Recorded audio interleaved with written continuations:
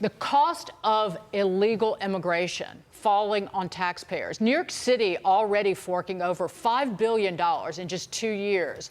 And before you say that, blue city problem, not my town, you should know these sanctuaries are expecting bailouts from the federal government. That's right, using your tax dollars to clean up their bad policies.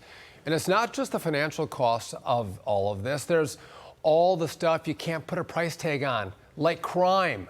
This weekend, police arrested an illegal from Nicaragua who had an ICE detainer. He's accused of raping a woman at knife point. So why wasn't he already in custody? Local officials blame sanctuary policies. Here with more, the New York City Police Department's Chief of Patrol, John Chell. John, great to see you. Good to see you. Rather than talking about the numbers, put faces on this and the biggest problem that you see in terms of coping with the illegal immigration in a sanctuary city and what people across this country ought to be worried about. Well, to put it in perspective, right, the city's taken over 200,000 migrants into the city in the last 2 years. We've had to house them, over 200 shelters, and it was a large task for our city to handle, and we did it. But with that comes with a small portion of those migrants are not here for the American dream, and they're causing us issues out in the street vis-a-vis crime, a small pocket of it. And you just spoke about the terrible sexual assault that took place this Sunday. This person was arrested last year for a sexual assault. He did a year in jail. He went through the process, the criminal justice system.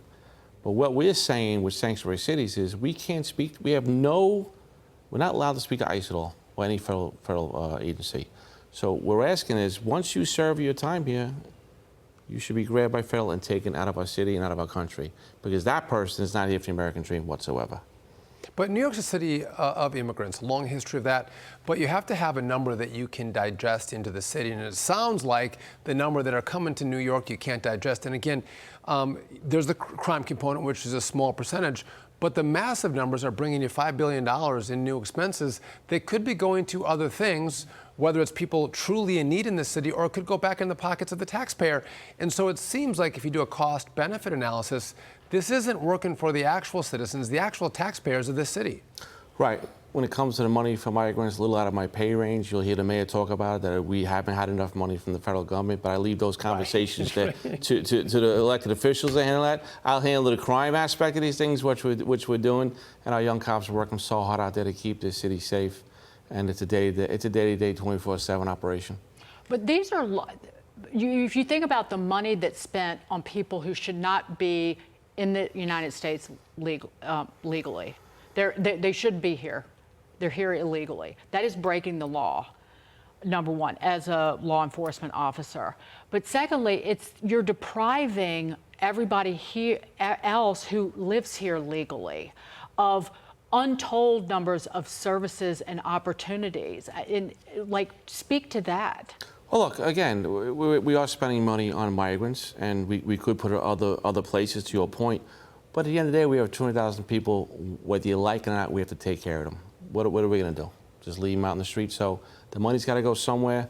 It's going there. Hopefully, when you hear our mayor speak about the money being reimbursed from the federal government, I know the state's giving us some money, so hopefully that works its way through, and we get through this situation. You got to throw up your hands from where you come from, but again, it doesn't have to be this way. And the policies of sanctuary cities bring more people in to this community. I'll just tell you this: when I was a prosecutor, and we had detainers, our judges and prosecutors were like, okay, they committed crimes, they're going to serve their sentences, but let's get them the hell out of here. We don't want them in our community, send them back home. And in this city, they're like, actually, we want to keep these bad people right here at home. Well, that's a point we're trying to make, and we're on the record with this. You said violent crimes. You go through the process like everybody else. We don't care about your status. You're a criminal. But in this case, when you're criminal process, you're a guest here, you're not here for the dream, you got to go. Get out. That's really, as simple as we can put it. They'll never deport them, will they? Well, hopefully our local city council and all the stakeholders come together and make that adjustment so we can keep our New Yorkers safe. That's what it's all about.